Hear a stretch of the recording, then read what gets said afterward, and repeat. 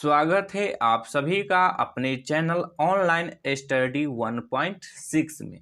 दोस्तों, आज के इस वीडियो में वर्ग का क्षेत्रफल और परिमाप ज्ञात करना सीखेंगे। तो सबसे पहले वर्ग किसे कहते हैं इसको देखते हैं। तो देखिए, वर्ग तो ऐसा चतुर्भुज जिसका चारों भुजाएं आपस में बराबर हो और चारों कोण 90 डिग्री का हो, वर्ग कहलाता है। तो ये तो हो गया वर्ग का परिभाषा। तो देखिए, इस परिभाषा से दो चीज निकल के आया। तो पहला चीज क्या है कि चारों भुजाएं क्या होना चाहिए, आपस में बराबर होना चाहिए। और दूसरा चीज क्या निकल के आया कि चारों कोण क्या होना चाहिए, 90 डिग्री का होना चाहिए। तब जाकर के उसको क्या कहेंगे, वर्ग कहेंगे। तो इसको उदाहरण से समझते हैं।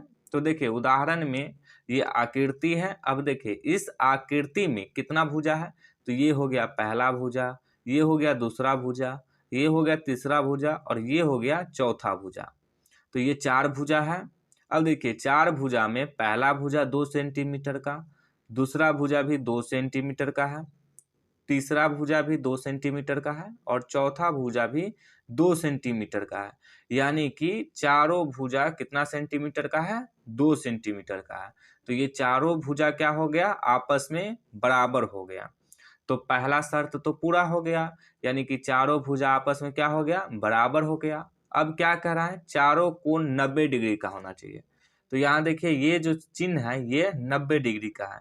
तो पहला कोण 90 डिग्री का, दूसरा कोण भी 90 डिग्री का, तीसरा कोण भी 90 डिग्री का है और चौथा कोण भी 90 डिग्री का है। तो ये तो दूसरा शर्त भी पूरा हो गया। तब जाकर के क्या कहेंगे कि ये आकृति जो है ये क्या है, वर्ग की आकृति है, यानी कि ये वर्ग है। तो उदाहरण से समझ में आ गया होगा। ठीक उसी प्रकार से एक और उदाहरण लिए हैं। तो इसमें देखिए, पहला भुजा है 4 मीटर का, दूसरा भुजा है 4 मीटर का, तीसरा भुजा है 4 मीटर का और चौथा भुजा भी है 4 मीटर का। यानी कि ये सभी भुजा क्या है, आपस में बराबर है। और सभी कोण कितना डिग्री का है, 90 डिग्री का। ये चिन्ह जो है ये किसका चिन्ह होता है, 90 डिग्री का। तो चारों भुजा भी है 90 डिग्री का। तो ये भी आकृति क्या है, वर्ग है। क्या है, वर्ग है। तो वर्ग किसे कहते हैं ये समझ में आ गया होगा, और वर्ग को कैसे पहचानेंगे ये भी समझ में आ गया होगा। अब वर्ग के प्रश्न की ओर बढ़ते हैं। तो देखिए, प्रश्न में है वर्ग का क्षेत्रफल और परिमाप ज्ञात कीजिए। अब देखिए, प्रश्न में देखिए वर्ग का भुजा कितना सेंटीमीटर दिया हुआ है, 8 सेंटीमीटर का।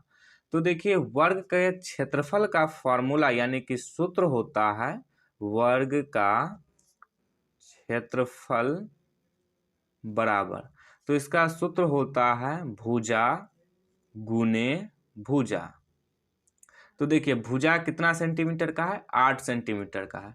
तो इसमें सिर्फ और सिर्फ माप को लिखेंगे, मात्रक को नहीं।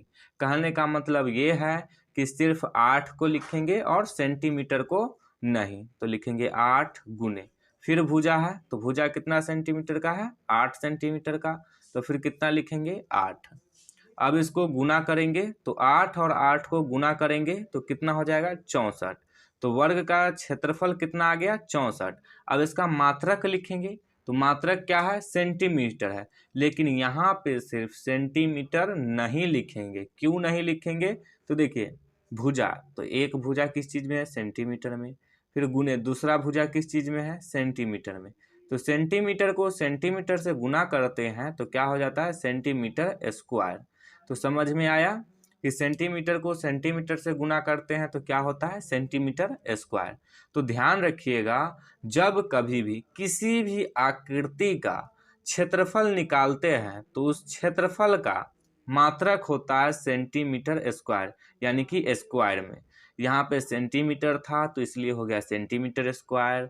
यदि यहाँ पे मीटर रहता तो हो जाता मीटर स्क्वायर, फिट रहता तो यहाँ पे हो जाता फिट स्क्वायर। तो क्यों इसका स्क्वायर में मात्रक होता है ये भी समझ में आ गया होगा। अब वर्ग का परिमाप ज्ञात करना सीखते हैं। तो देखिए, सबसे पहले परिमाप को समझते हैं।